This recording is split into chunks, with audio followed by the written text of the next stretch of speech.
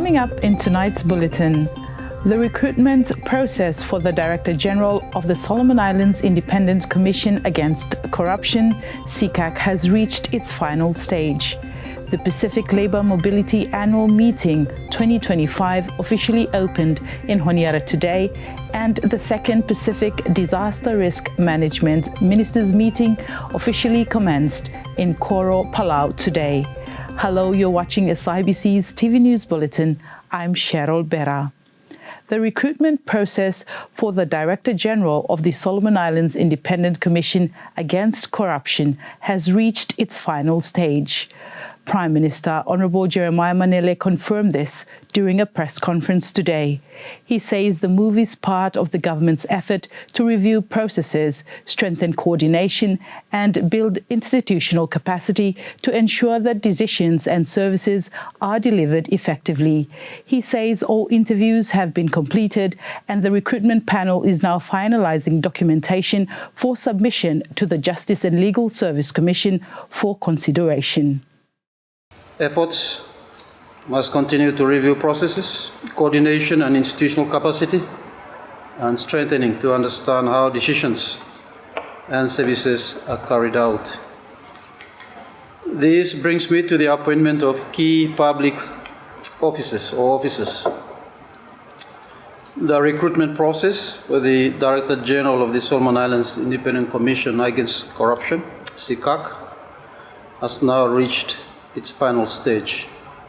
All interviews have been completed, and the recruitment panel is finalizing documentation for submission to the Justice and Legal Service Commission for consideration. We expect the announcement of a Director General soon.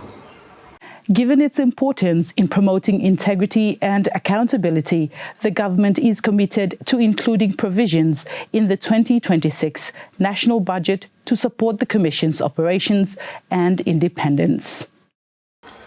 The government recognizes the important role of SIICAC in promoting integrity and accountability, and the 2026 national budget will include a dedicated budget head to support the Commission's operations and independence. The SIICAC budget and operations will no longer come under the Office of the Prime Minister and Cabinet. Over the years, the budget and overall operations of SIICAC have been administered under the Office of the Prime Minister and Cabinet.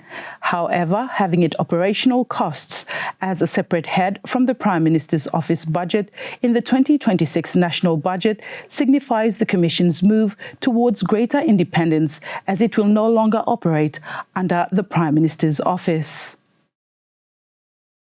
Prime Minister Honourable Jeremiah Manele has reaffirmed his government's commitment to fair and effective recruitment as the Pacific Labour Mobility Annual Meeting 2025 opened in Honiara today under the theme Sustainable Reintegration Begins with Fair and Effective Recruitment. Sharon Anau reports. The Pacific Labour Mobility Annual Meeting 2025 officially opened in Honiara today. In his remarks at the meeting's opening, Prime Minister Honourable Jeremiah Manele highlighted the importance of unity among all the stakeholders attending the meeting. Reflecting on the meeting's theme, Sustainable Reintegration Begins with Fair and Effective Recruitment, Prime Minister Manele reaffirmed his government's commitment to collaborate with all partners to address long-standing challenges and promote mutual development outcomes. Our strength lies in Pacific solidarity. Through the Pacific Labour Mobility Annual Meeting, we share experiences and strengthen coordination across our region. We must continue to stand together, governments, employers, recruiters, partners and trade unions, to uphold the values that make Pacific Labour mobility distinct, the values of fairness, dignity, and care for our people. As we gather this week under the theme, and I quote, Sustainable Reintegration Begins with Fair and Effective Recruitment, end of quote.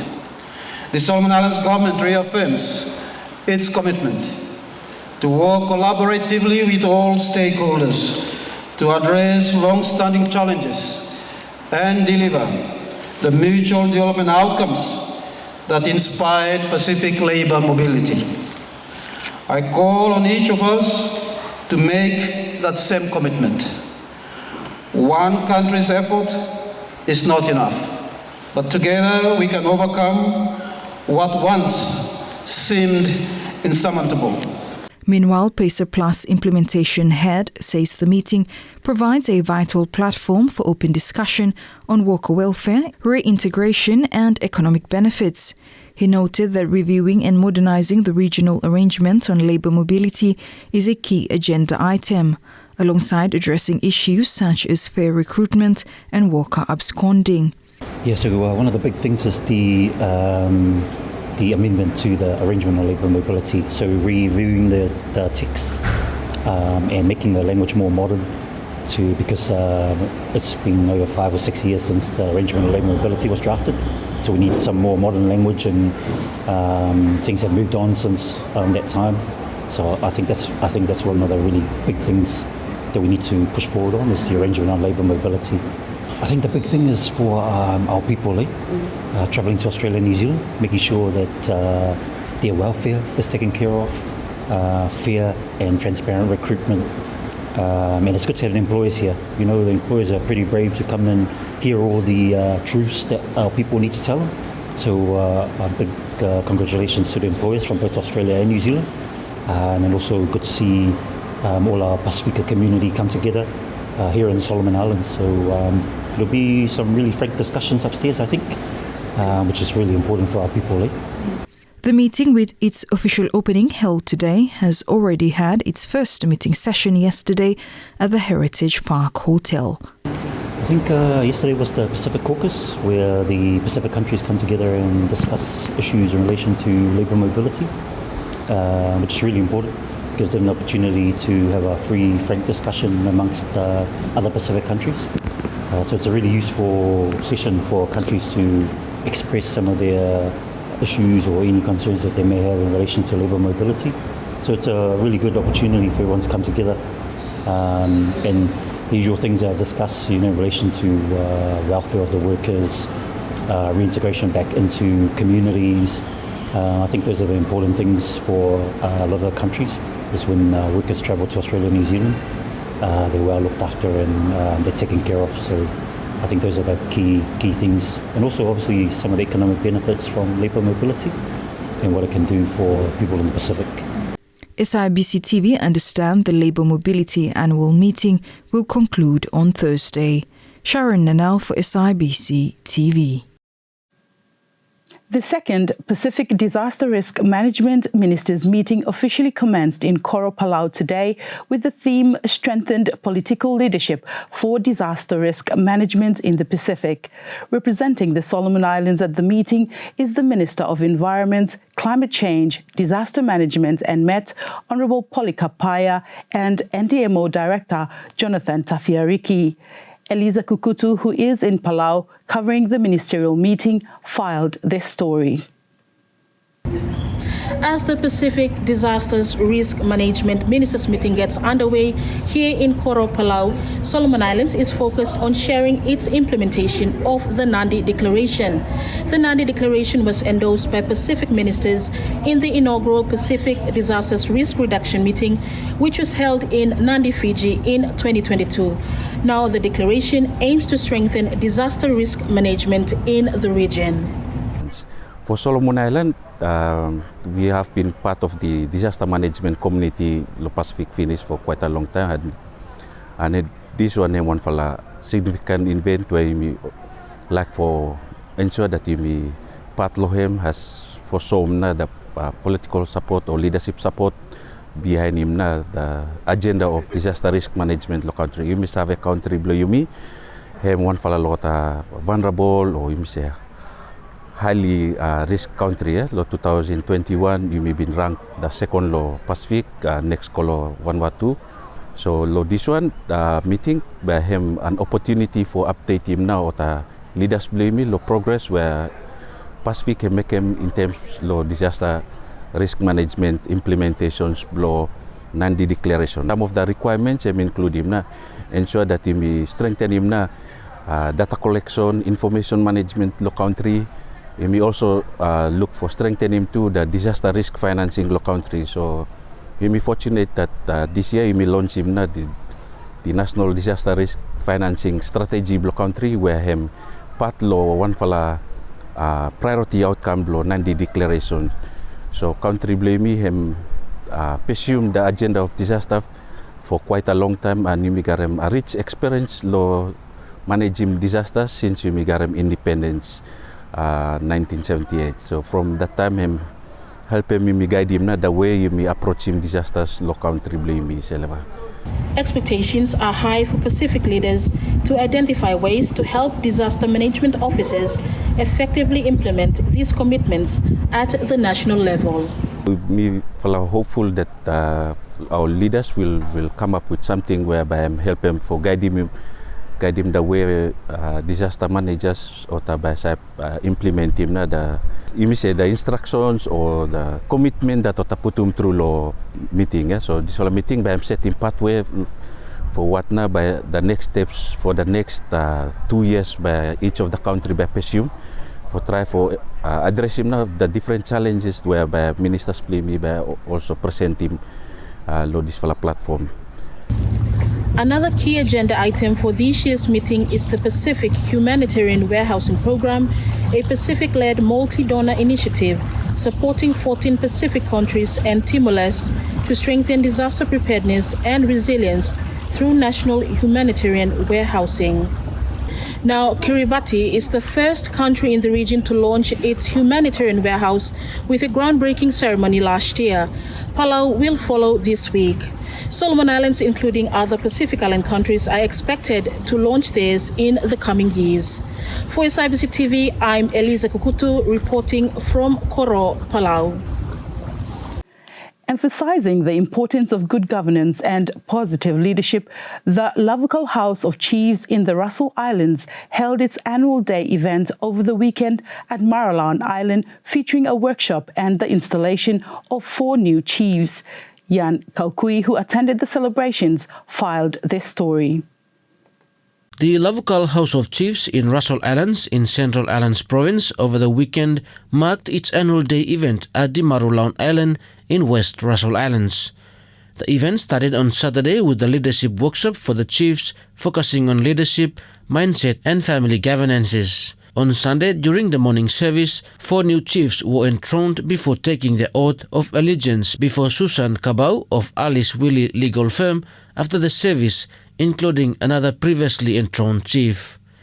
Facilitator of the workshop, Leslie Filiaumea, who worked with the Peace, Reconciliation and Justice Commission of the Malaita Diocese under the Church of Melanesia, said the training is important to guide the chiefs in their leadership journey. Purpose for this whole workshop where happened throughout this whole weekend, hemi workshop where honorable member requesting and based law leadership, family governance, waiting mindset transmission.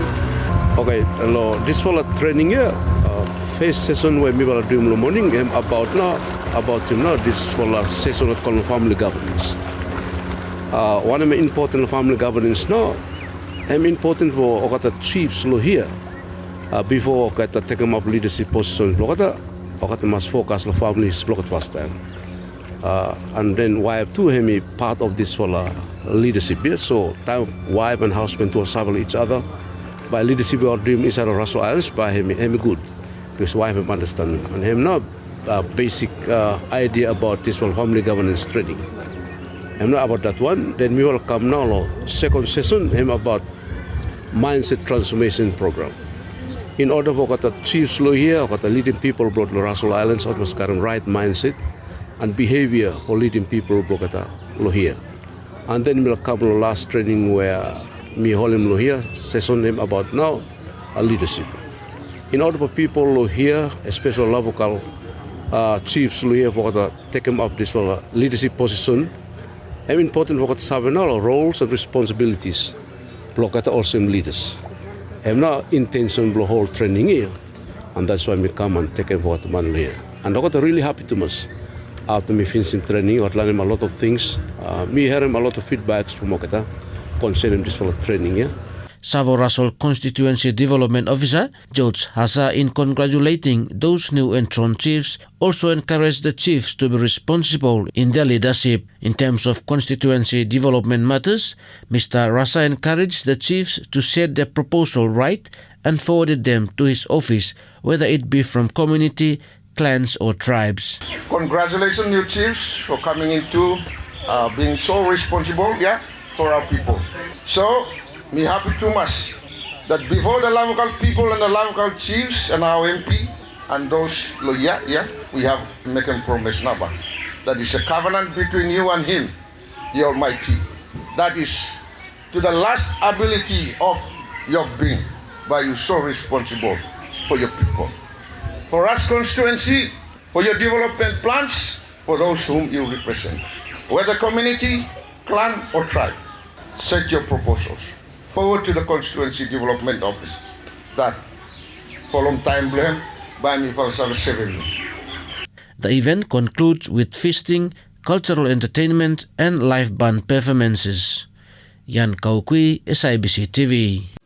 As Solomon Islands faces an increasingly dynamic global environment, Permanent Secretary for Education Dr. Franco Rodi has called for a shift in teaching approaches to promote creativity and innovation among students. Andrea Mahanua reports.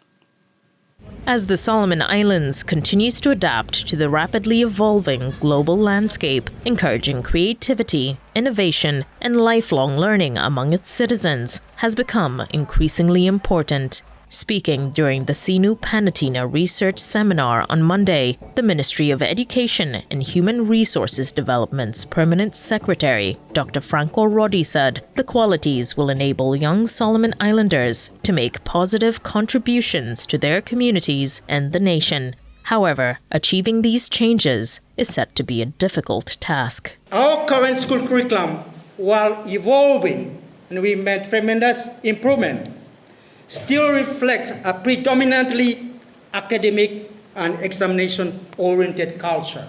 From primary to tertiary levels, elements of rote learning, memorization, and exam-focused teaching still remain, rather than an emphasis on inquiry, discovery, and problem-solving. Teachers, often under pressure to cover syllabuses and prepare students for national assessments, have limited flexibility to experiment with creative or project-based approaches. As a result, students may become passive recipients of information rather than active learners who question, explore, and innovate. He noted, while curriculum reforms are vital, transformation must also begin within the classroom. Dr. Rodi stressed that teachers must break away from traditional teaching methods to effectively foster creativity and innovation in the classroom. Teachers are the key catalyst of creativity and innovation in the classroom. Yet, many of our teachers were themselves products of a system that valued conformity over originality. Teacher education programs, though improving, still need stronger emphasis on reflective practice, inquiry-based learning, and design thinking. Moreover, ongoing professional development opportunities are often scarce or delivered in traditional formats that do not model creativity or lifelong learning. Systematic structures and assessment. Our assessment practices, especially at the classroom level, especially at the secondary and tertiary levels, reward correctness and compliance rather than curiosity and risk-taking. Standardized examination remain the main determinant of student success and progression. Consequently, schools and teachers naturally teach to the test, leaving little room for creativity.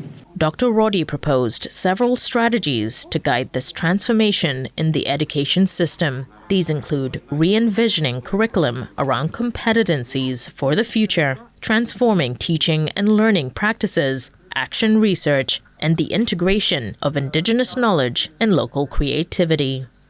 Andrea Mahanwa for SIBC TV. And now the latest in sports with Crofton Utukana. Solomon Kings FC will represent Solomon Islands in the first ever OFC Professional League set to kick off in January 2026. The Oceania Football Confederation OFC officially launched the competition last Wednesday in Auckland, New Zealand. OFC President Lambert Maltog described the new professional league as a catalyst for change that will reshape the football landscape across the region. With the beginning of ATM and we're thinking of having a new strategy for the next 10 years. How do we realign the amateur football and the professional league? And we take professional league as a catalyst to change the whole landscape of football in Oceania. And so we want to realign it to have impact directly on the amateur and run to the grassroots, so that everyone has the benefit out of the new Pro League. So that's the whole concept of creating Pro League, so that it impacts the whole ecosystem of football development in the region. This is the missing part that we don't have. We believe in this, the power of this Pro League to create this new ecosystem. Solomon Kings Deputy Chairman and Wainam Wolves FC President Robbie Crime, whose Australian club has partnered with Kings for the Pro League, said excitement is building up as preparations continue ahead of the historic kick-off. Look, I think that it's always the question. There's no doubt the players have been looked at right now. I mean, obviously there's a whole lot of process had to happen, but there are players being, over the next couple of weeks, will be spoken to. They've been working with Moses, the technical director, and the national coach, as well as the head coach, who we haven't announced as yet, but been very closely over the last 6 months to identify the players. And then obviously now that we know the more details of it, now that we can make formal offers to players and start building the squad. But everyone's excited by it. I think there's a lot of excitement within the national team. There's excitement within the federation, the technical staff, and I think there's a big buzz around the Kings, and in particular the opportunities that it's going to provide for those key players in the Solomon Islands. Technical Director of the Solomon Islands Football Federation, Moses Tuata, described the inclusion of Solomon Kings in the professional league as a major milestone for football development in the country. We're happy too much that we finally got one professional league. That represents a massive plus for football in the country. Imagine if we not able to join the league, I think we'll miss out a lot of opportunities. For me, part of this professional league, I mean a lot of things, like we already mentioned, it's a great opportunity for everybody for being on top, for getting opportunity for players for train at different level, for play at different level of competition. So these are the benefits that will come back and help them national teams in the future. Not only that, we believe waiting this whole team and competing inside the professional league, that will sort of give him aspiration of the young ones. That's a level or a stage of competition where I aspire to be for playing them in the future. So for me, it's really important that you be part of this whole professional league. Meanwhile, 8 regional teams will compete for the top spot in the competition. Crofton Utukana, SIBC TV.